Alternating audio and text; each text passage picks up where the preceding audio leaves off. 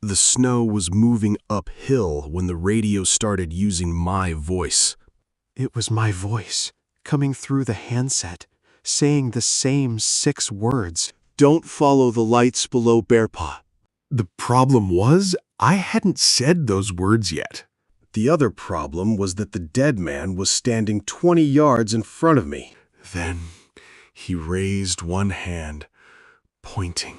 Downhill, 3 yellow lights were drifting through the trees in a straight line.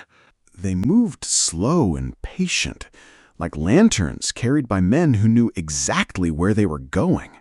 If you're listening to this late at night, stay with me to the end. I've carried this account for more years than I care to count. Maybe that's why I'm recording it now, because I need someone else to hear it.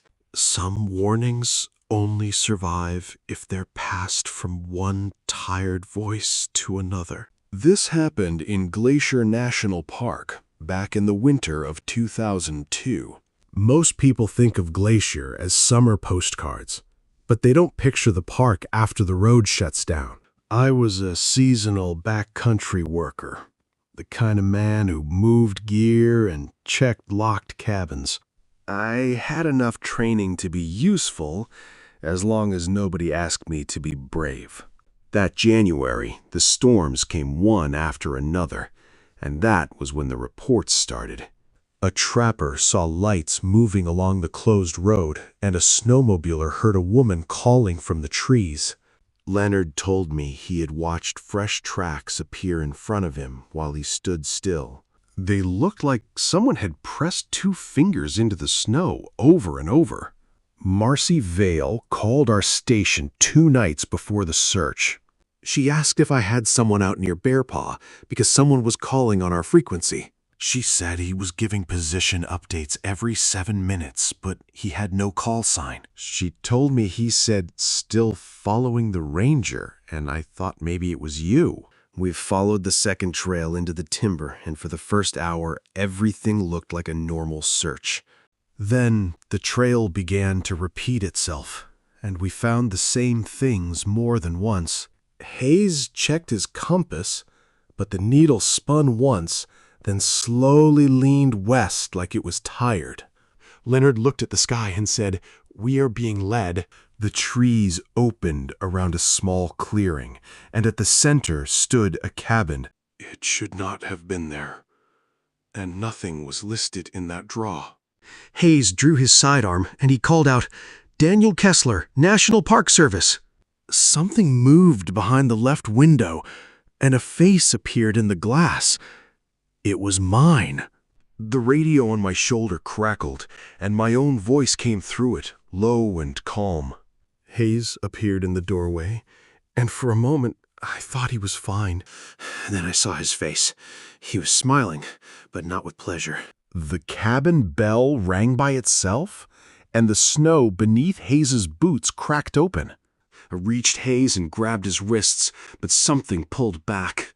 Then Hayes looked over my shoulder, and his eyes changed. He whispered, "There are lights," and I turned to see them moving between the trees. The snow closed over him without leaving a hole, and his radio stayed on the porch. We didn't look back at the cabin. The forest felt like it was closing in on us. Every step we took felt like we were walking in circles. Then we saw the tape. It was hanging right there at eye level. The words were written in my own handwriting. I saw him standing there in the trees. It was Daniel, just standing there like a statue. Leonard wouldn't even look at him. We found him again near dusk. He was pointing right at those lights. Then the radio started talking in my own voice. Leonard left some tobacco for him. He wouldn't let me stay there. We just kept walking. The plow crew found us after dark. We couldn't tell them where Hayes went. We just stood there, completely frozen. They never found Hayes. I had to sit there and lie to his parents. It was the hardest thing I've ever done. Leonard left me his old tin. Inside was that same orange tape. I knew then that it wasn't over. I got a package in the mail. It was an old radio, just like the one we used. Then I heard Hayes whispering my name. Then I got this photo. There they were, the lights. And there I was, still pointing the way. I keep that old radio locked away now. But some nights, the drawer just starts to rattle on its own. It's like the cold from that mountain is still trying to get out. I've woken up to find puddles of snow melt on the floor, even when the house is warm and the windows are shut tight. It's like the mountain is slowly melting into my living room. I tried to leave it all behind, you know? Moved south, got a normal job, tried to forget the mountains. But you don't really leave a place like that. When the winter storms hit, I still hear it. Just one single clean bell ringing in the dark. It sounds like it's right there in the room with me. Then, last January, this package showed up. No postage, no return address, just that old radio. It still smelled like smoke and frozen mountain air. I pressed the button just to see. At first, there was nothing but static. Then I heard Hayes whispering my childhood nickname. And behind his voice, I heard those 3 bells again. The same clean, rhythmic pattern from the clearing. It felt like the cabin was right there in the room with me. And then, my own voice came through. Calm, tired, and close enough to be standing right beside me. It said the warning one more time. I got this photo from an old contact last week. It's a trail camera image from the closed road near Bowman Lake. You can see the 3 yellow lights moving through the trees. And there, standing in the aspens, is a man in my old parka. He's pointing downhill with a broken hand. The ranger is still being followed. I stare at the photo and realize that's me. My hands are shaking, but my fingers are still whole. It's like the past is finally catching up to me. I walk to the window and look out at the storm. And it's just like that night in the North Fork. Everything's disappearing into the white. The radio is humming again, right through the floor. I know I should smash it to pieces, but I just can't seem to walk away. I pull the drawer open, and there it is. It feels like it's been waiting for me. My hand is shaking so hard I can barely reach it. The moment I touch it, the room turns freezing. I can see my own breath in the air. It's like I'm back in the mountains. I lift the radio to my ear. The static is so loud, it's like a roar. I just close my eyes and wait for the voice. The static stops and a voice comes through. It sounds like the mountain itself is talking. I finally understand that this wasn't a warning. I drop the radio, but the voice is still there. My heart is pounding like crazy. The room doesn't feel like home anymore. There's snow on the floor, right here in my house. The cold is so heavy, I can barely move. I know there's no way out of this. I turn to run, but the hallway is gone. The floor's opening up beneath me. I just close my eyes and listen for the bell. I'm back in the North Fork. The cold is biting, just like I remember. The trees are watching me again. My gloves are frozen solid. The radio is still here, pulsing like a heartbeat. I try to shout, but the silence just eats it up. There it is again. That bell ringing through the trees. It's calling me back to the clearing. The cabin is still here. It looks like it's waiting for me. I can't stop my feet from moving. I remember this window. The air feels heavy, like it's holding its breath. Just one touch, and I'll know if it's real. The door is opening. That voice, it's my mother. She's calling me by my old name. I'm inside now. The shadows are moving, like they're alive. There's the radio, waiting for me. The static is deafening. I can hear them all, calling out. I have to answer, don't I? Don't follow the lights below Bearpaw. There they are, moving through the trees. They've finally come to take me. The cabin is sinking. Everything is turning to white. I'm just a warning now. The cabin is gone, swallowed by the white void. I'm standing alone in the deep, biting cold. The silence here feels heavy, like the forest is watching. I try to move, but my boots feel anchored to the frozen earth. The radio crackles to life, not with static, but with a bell. It's the same bell from the cabin, still calling for me. I turn toward the sound, my heart hammering like a trapped bird. Through the swirling snow, I see the 3 yellow lights again. They don't flicker. They just glide with a terrifying grace. I know I should run, but my legs won't obey. The snow beneath the lights begins to rise, swirling upward. It's as if the land itself is being pulled toward those lights. The radio in my hand suddenly goes silent. Then a voice comes through, clear and familiar. It's Hayes, whispering my name from somewhere far away. I look around, desperate for a sign, but the trees are just shadows. The bell rings again, closer this time.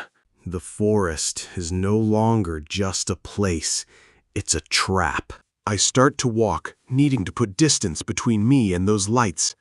My boots crunched in the snow, the sound amplified in the silence. Every step feels like a betrayal.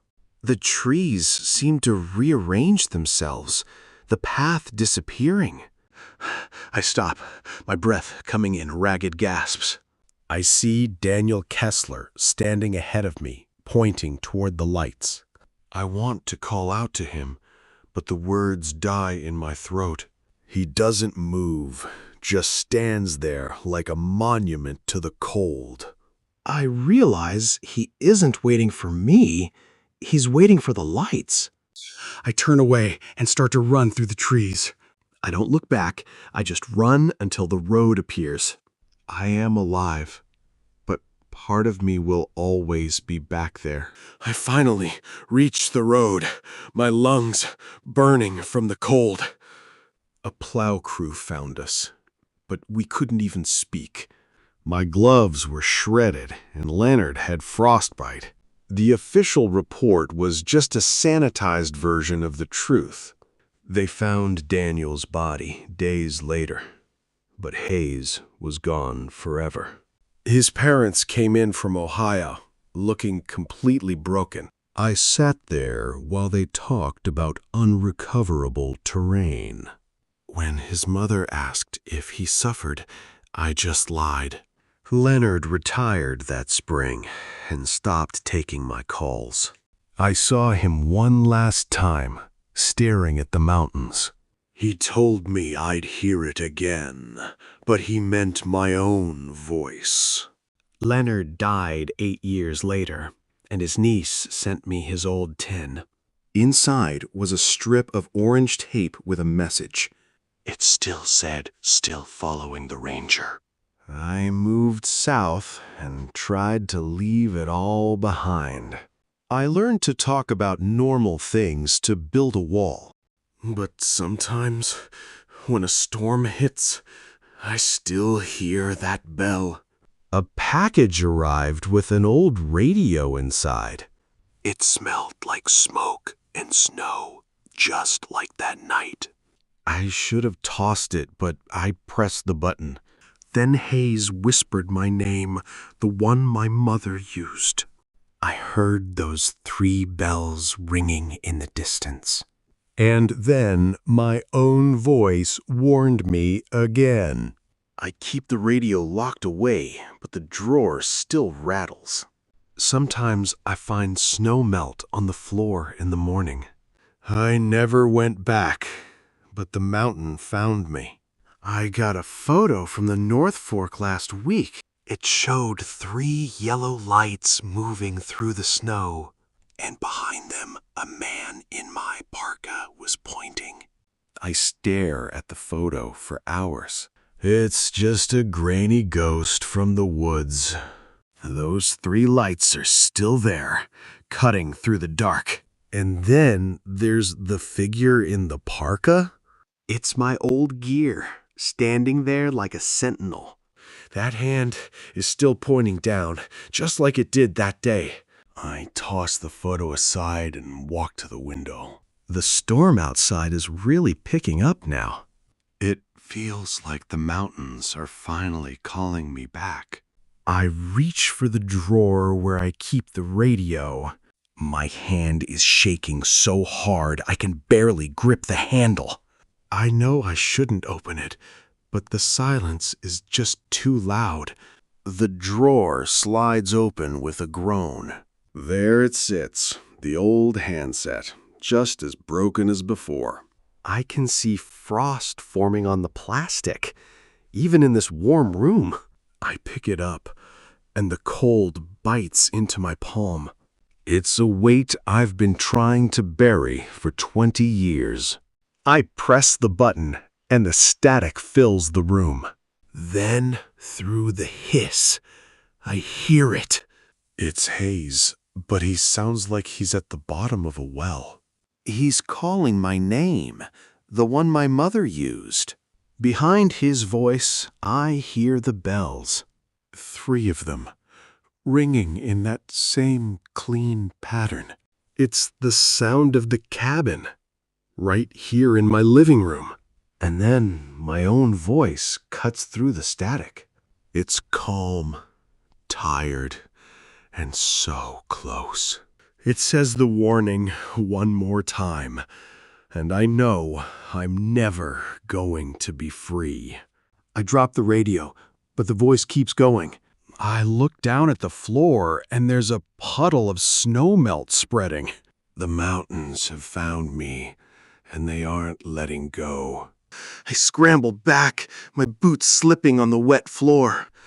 The air in here feels thin, like it's being sucked out. I can't stop staring at that puddle spreading across the wood. I grab a towel, my hands shaking like crazy. I gotta cover this thing up, hide the sound, pretend it's not real. But the static is shifting into this low, rhythmic thrumming, and I throw the towel over it, but the voice just keeps going. It sounds muffled now, like it's coming from deep underground. I'm backing away, my heart hammering like a trapped bird. I reach for the light switch, but nothing happens. The darkness in here is getting heavy, almost suffocating. I can smell that sharp metallic scent of old snow. I stumble toward the door, fumbling for the lock. The wood feels freezing, like the mountain cold is inside my house. I just need to get out and breathe some real air. The door swings open and the storm hits me like a wall. I'm looking out, but there's no street or driveway anymore. It's just the endless, silent trees of the North Fork. I try to step back, but my feet are stuck. The snow is already creeping inside, covering the floor. I can see the lights now, drifting through the trees. The lights stop and just hover there, waiting for me. I hear the bell again, that clean, metallic note. It's ringing from somewhere just beyond the trees. I see him standing there, half hidden in the trees. It's me, in my old parka, pointing with a broken hand. He looks at me, and I see my own eyes staring back. I don't run, and I don't scream. I just step out into the snow, leaving everything behind. The lights move, and I follow, because this is just the beginning. The cold is biting, but I gotta keep moving. Every breath I take turns into a cloud of mist. The trees are watching me, waiting for me to slip. Those lights are still moving ahead of me. They glide through the trees like they're not even there. My legs are getting heavy, but I can't stop now. I pull out the radio, hoping for some kind of signal. It's warm in my hand, which is just wrong. All I hear is my own voice repeating that same warning. I've never seen this clearing before in my life. That cabin looks like it's been waiting for me. The bell rings once, even though the air is dead still. The skis on the porch are covered in thick ice. I reach for the door, but I just can't bring myself to touch it. Everything about this place feels completely wrong. The door opens, and the darkness inside feels alive. I hear voices calling out names I haven't heard in years. My mother's voice is whispering my nickname from the dark. I turn around and see the lights are right there. They aren't just lights. They're a path to something else. The snow is rising up into the sky like a reverse avalanche. My own voice comes through the radio, calm and terrifying. It repeats the warning one last time. I realized the warning wasn't to keep me out, but to keep me in. My hands look broken and old, like they don't belong to me.